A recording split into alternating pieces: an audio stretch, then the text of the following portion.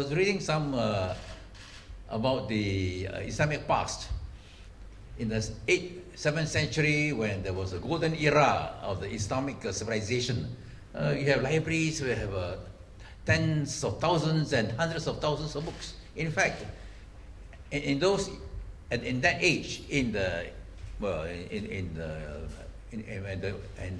Middle East, in the Islamic world, it was the dark ages in the Europe, and there was a period when, in order to be civilized, one would have to go to, for the Europeans lah. But the Europeans had to go to the Islamic world at that time, Andalusia, and of course there were periods of regression, of savagery, when these libraries were sacked. And when they were sacked, these tens and hundreds of thousands of books were just thrown away, and you have rivers, black rivers created. Why black rivers? Because of the inks. The inks of the books turned the whole river black.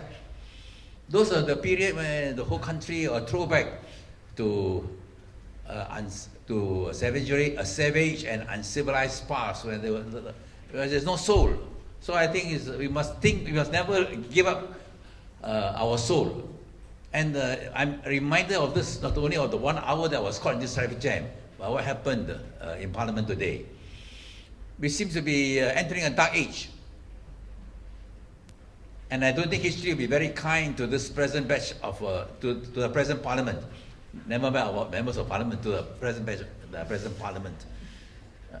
The last few months, we have been, it's the days of infamy for Malaysia, because we are suddenly be regarded as a global kleptocracy. And what is the kleptocracy? Or rule of, what I said in Parliament today, PPP, perempat, pencuri dan peniamun. PPP. How come? And there is no sense of shame. There is no sense of outrage. This is must be a matter which should have been the first concern of all parliamentarians. Instead, we have the Speaker preempting all questions of Parliament by coming up with the ruling. The DOJ, the US Department of Justice legal suit and allegations of international mind-boggling embezzlement, misappropriation of funds and money laundering. No questions are allowed to be asked because it is sub judice. Sub judice. So I asked the Speaker, is there a basis to regard foreign legal cases as sub judice, and therefore can there be questioned in Parliament? There's a rule on sub judice, yes, with regard to Malaysian courts, but about international courts, international law cases.